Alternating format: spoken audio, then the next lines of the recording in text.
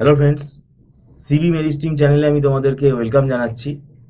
আহ, তোমরা MAKAUT university থেকে যারা বিটেক পড়ছো এবং যারা এবারে ফোর্থ সেমেস্টারে উঠলে, ফোর্থ সেমেস্টারে 2025 সালে যারা এবার ব্যাচ, তোমাদের দেখো কিছুদিন আগেই রেজাল্ট বেরিয়েছে। তোমরা যারা থার্ড সেমেস্টারের পরীক্ষা দিয়েছো, তোমরা বুঝতেই পারছো যে এখন আমাদের কি লেভেলে পড়তে হবে এবং কি লেভেলে অ্যান্সার কোয়ালিটিটা হওয়া দরকার। এবং একটা আমরা দেখতে পাচ্ছি ট্রেন্ড যে সিজিপিএ কমছে। তো সেক্ষেত্রে তার পেছনে আমাদের যেটা ব্যক্তিগতভাবে মনে হয় যে স্টুডেন্টরা ঠিকমতো, সব স্টুডেন্ট না, কিছু স্টুডেন্টের তো সিজিপিএ কমছে এবং অনেক সাপ্লিও আসছে। তো এটা আমি বলবো গুড সাইন নয়। কিন্তু তার জন্য মানে তোমাদেরকে যেটা করতে হবে, এখন থেকে কিন্তু পড়া স্টার্ট করতে হবে এবং অ্যান্সার কোয়ালিটি কিন্তু অ্যাভারেজ মানে ভালো হতে হবে। কারণ অ্যাকিউরেসিটা কিন্তু এখানে আমরা যেটা দেখতে পাচ্ছি, ইউনিভার্সিটি অ্যাকিউরেসি চাইছে, টু দি পয়েন্ট অ্যান্সার হতে হবে। ঠিক আছে, এখানে মানে তুমি একটা কোয়েশ্চেনের অ্যান্সার লিখলেই যে তোমাকে নাম্বারটা দেওয়া হবে, সেটা কিন্তু এখন আমরা দেখতে পাচ্ছি না। মানে এখানে অ্যাকুরেট লিখতে হবে, ডায়াগ্রাম দিতে হবে,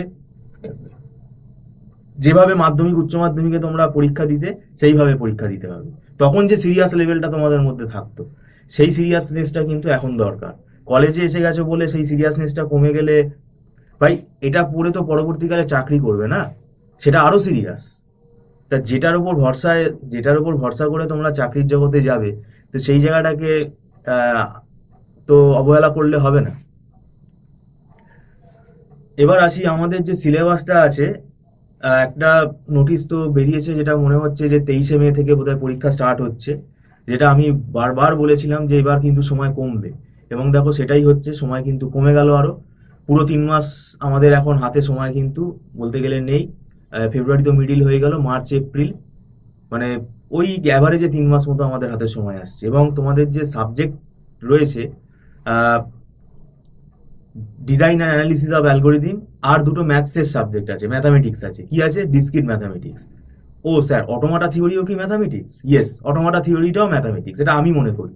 তো দুটো ম্যাথসের পেপার, আর এদিকে কি বললাম, design and analysis of algorithm, এটাও কি ম্যাথস? হ্যাঁ, এটার মধ্যেও ম্যাথস আছে। তারপরে একটা অ্যাডভান্স আর্কিটেকচার বলে একটা পেপার আছে। তো এখন ব্যাপারটা হচ্ছে আহ, বুঝে পড়তে হবে। এবং আমরা যারা পড়াই, আমাদেরকে কিন্তু স্টুডেন্টকে ধরে ধরে পড়াতে হয়। কারণ এটা কোনো গল্প না যে তুমি মুখস্থ করে পড়ে লিখে দিলে। ঠিক আছে, তো এটা কিন্তু, এবং সময় কম থাকলে আমাদের উপরও প্রেশার থাকে। কারণ কম সময়ের মধ্যে জিনিসটা আমাদের তৈরি করা থাকে, এবং আমাদের একটা ওয়েল ফরম্যাট হয়ে গেছে। আমাদের বিভিন্ন নোটস আছে, বিভিন্ন সলিউশন আমরা তৈরি করে রেখেছি, মানে আমরা নিজেরা সলভ করে তৈরি করে রেখেছি। আমাদের নোটসটাই সাজেশন হিসেবে ভাবতে পারো। এবং একটা বই পড়ে স্টুডেন্টদের বুঝতে অসুবিধা হতে পারে, সেই জন্যই আমাদের কিন্তু বিভিন্ন টপিকের ওপর নোটস আছে এবং আমরা বিভিন্ন বই ফলো করে পড়াই। তো অটোমাটার তো আমরা এখানে 3টে বই ফলো করি। ডিজাইন অ্যানালিসিস অফ অ্যালগোরিদমের আমরা 3টে বই ফলো করি। তো সেক্ষেত্রে আহ, জিনিসগুলো বুঝতে হবে। কেননা এই সমস্ত বই ফলো করেই আমরা পড়াই, মানে এক একটা বইয়ের ভেতর এক একটা টপিক কিন্তু ভালো থাকে। তো এটা কিন্তু এখন স্ট্র্যাটেজি ওরিয়েন্টেড পড়তে হবে, সময় যেহেতু খুব কম, এবং কনসেপ্ট ক্লিয়ার করে পড়তে হবে। আর যারা ভাবছো যে থিওরি অ্যাটেন্ড করে চলে আসবো, তাহলে কিন্তু একদম ভুল ধারণা। ওই থিওরি অ্যাটেন্ড করতে গেলে থিওরি থেকেই যে তোমাকে পুরো নাম্বারটা দিয়ে দেবে, অনেকে হয়তো ভাবছে যে আমার নাম্বার সিজিপিএ কমলো কেন, আমি তো ভালো পরীক্ষা দিয়েছি। হয়তো এটা আমার ব্যক্তিগতভাবে মনে হয় তারা মানে থিওরি অ্যাটেন্ড করে এসছে। ধরো কোনো প্রোগ্রাম হয়তো লিখেছে, প্রোগ্রামগুলোকে হয়তো ভালোভাবে লেখেনি, সেটা কোনোভাবেই কিন্তু প্রযোজ্য না। প্রোগ্রাম তোমাকে কিন্তু লিখতে হবে ঠিক করে। প্রোগ্রাম দেখলেই তো এক্সামিনার বুঝে যাবে যে এর কনসেপ্ট আছে কি নেই, এটা তো বুঝেই যাবে সে। তারপরে ব্যাপারটা হচ্ছে নিউমেরিক্যাল গুলো অ্যাটেন্ড করে না স্টুডেন্ট, সবাই বলছি না, কিছু স্টুডেন্ট অ্যাটেন্ড করে না। তাহলে শুধু থিওরি লিখে আসলে সেখানে আবার অ্যাকিউরেসিটা এখন দেখা হচ্ছে। উল্টো পাল্টা লিখলে, আবল তাবল লিখলে সেখানে মার্কস দেওয়া হবে না। তো ডায়াগ্রাম নেই, ঠিক আছে, হয়তো কোনো কেস স্টাডিজ বেস কোনো এক্সাম্পল নেই। হয়তো প্রোগ্রামিং যদি হয়, সেখানে হয়তো সে হয়তো তাকে ডিসকাস করতে বলেছে যে জাভা ধরো যদি হয়, মাল্টিপল ইনহেরিটেন্স ওখানে কি অ্যাকসেপ্ট করে কি করে না।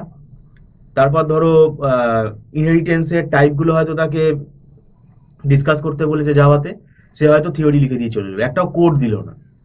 ডাইনামিক মেথড ডিসপ্যাচ হয়তো তাকে মানে হয়তো একটা শর্ট নোট দিয়েছে, সে হয়তো ওটা লিখে চলে এলো, কোনো কোড এক্সাম, কোড তো ভাবতে পারছে না, সে তো জাভার সিনট্যাক্স ভালোভাবে শেখেনি, সে তো কোড ভাবতে পারছে না, সে কোড এক্সাম্পল গুলো দেবে কি করে?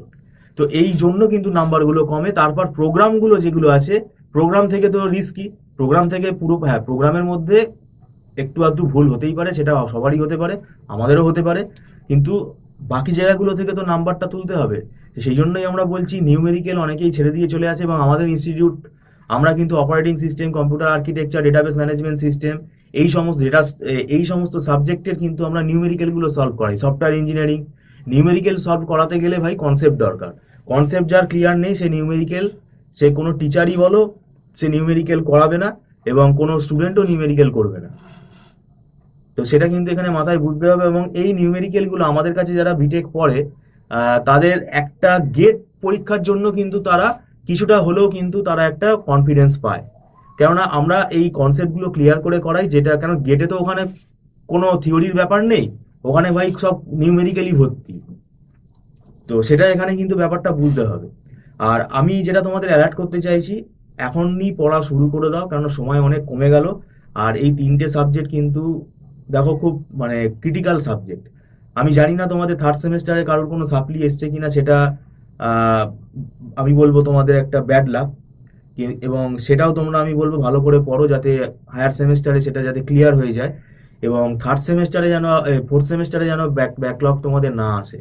কারণ এই ফোর্থ সেমিস্টারে কিন্তু একটু 19-20 হলেই কিন্তু সাপ্লি পাওয়ার চান্স কিন্তু বেড়ে যাবে, কারণ এবারে অনেক সাপ্লিও এসছে আমরা দেখতে পেয়েছি। তো সেক্ষেত্রে ব্যাপারটা মানে এটা তো আমাদের হাতে নেই, তোমাদের সিরিয়াস, আমরা যেটা বলতে পারি তোমাদেরকে সিরিয়াস হতে বলতে পারি, এবং আমরা এটুকু বলতে পারি যে যদি পড়া বুঝতে কোনো অসুবিধা হয় আমাদের কাছে কেন, কোনো না কোনো একজন প্রফেশনাল টিচারের এক্সপিরিয়েন্স টিচারের গাইডেন্স তোমরা নাও, যাতে তোমাদের পড়াটা কি হয়ে যায়, আরো স্মুথ হয়ে যায়। তো যাই হোক, ভিডিওটা সম্পূর্ণ দেখার জন্য তোমাদেরকে ধন্যবাদ জানাচ্ছি। আমাদের এখানে মান্থলি ফিস সিস্টেমে ক্লাস হয়, সেটা নট রিফান্ডেবল, অ্যাডভান্স পেমেন্ট করে ক্লাস করতে হয়, আর এখানে ছোট ছোট ব্যাচে ক্লাস হয়। তো যদি তোমাদের কোনোভাবে যদি কোনো এনকোয়ারি থাকে টিউশনের জন্য, তোমরা স্ক্রলে ফোন নাম্বারে কথা বলতে পারো।